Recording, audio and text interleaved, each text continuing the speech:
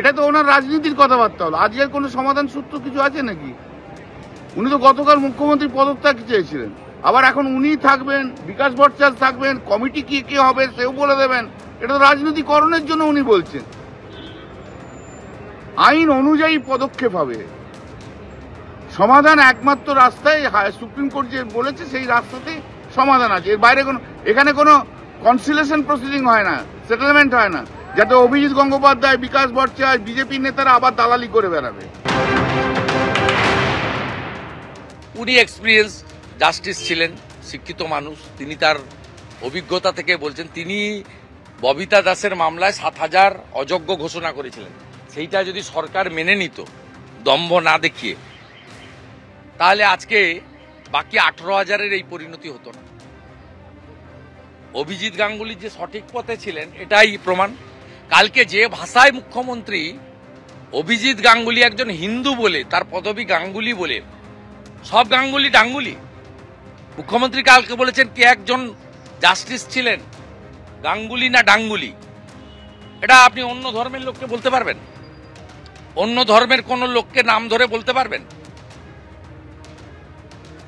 এই মুখ্যমন্ত্রীর মুখটা ব্লিচিং ফিনাইল দিয়ে পরিষ্কার করা উচিত। অভিজিৎ গঙ্গোপাধ্যায় তিনি বলেছেন যে এই অযোগ্যদের তালিকা তৈরি করে সুপ্রিম কোর্টে রিভিউ পিটিশনের কথা। আর শিক্ষামন্ত্রী ব্রাত্য বসু তিনি বলছেন রিভিউ পিটিশন করতে হলে এসএসসি আইন মেনেই করবে। শুনুন। রিভিউ পিটিশন বা ইত্যাদি এই টেকনিক্যাল বা লিগাল প্রশ্নগুলো, এগুলো তো এসএসসির ব্যাপার। এসএসসি তার আইনি প্রক্রিয়া নিয়ে করবে। যদি আমাদের বিভাগের কাছে কোনো এই বিষয়ে তারা সাহায্য চায়, আমরা সেটা আইনি পরামর্শ তাদের নিশ্চয়ই দেব, তবে সেটা আইনি পরামর্শ নিয়ে দেব। সর্বোচ্চ আদালতের রায় প্রায় 26,000 চাকরি বাতিল হয়ে গেল, আর এর দায় নিতে নারাজ SSC. Siddhartha Majumdar SSC chairman, তিনি বলছেন যে তথ্য দিয়েছি কিন্তু সুপ্রিম কোর্টকে সন্তুষ্ট করতে পারিনি। সুপ্রিম কোর্টের নির্দেশের পর রাজ্য সরকারের থেকে দ্রুত নিয়োগের চিঠি পেয়েছি, তবে 3 মাসের মধ্যে নিয়োগ প্রক্রিয়া শেষ করা সম্ভব নয়।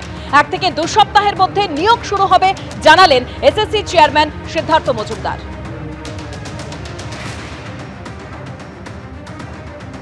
একটা নিয়োগ প্রক্রিয়া মানে আমি একটা সেক্টর, তার পরীক্ষার্থীর সংখ্যা কত তার উপর নির্ভর করে।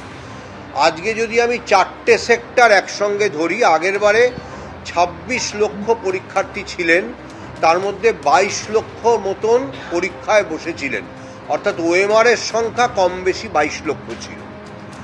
আজকে আলাদা আলাদা করে যদি সেক্টর ধরি, 9, 10 এবং 11, 12 শিক্ষকের যে ক্ষেত্রটা, তাতে 3 লাখের মতন ছিল। আর যদি 3 লাখের একটু হয়তো সামান্য কম। আর যদি আমি গ্রুপ সি গ্রুপ ডি দেখি, সেটা 18 লাখের বেশি ছিল, যে কারণে বললাম 22 লাখের মতন। 3 আর 18 21 হয়, আর কিছু হাজার হাজার করে সব জায়গায় হয়তো আছে, সেজন্য ওটা 22 লাখের কাছাকাছি।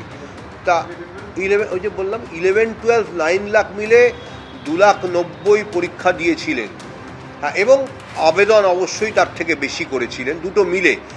9, 10-এ 1,41,000, 11, 12-এ 1,50,000। আর গ্রুপ সি গ্রুপ ডিতে 18 লাখের থেকে কিছুটা বেশি, হাজারগুলি আমার মনে নেই, হাজারের সংখ্যাটাই বলতে পারলাম না। তা সব মিলে 22 লক্ষর কাছাকাছি।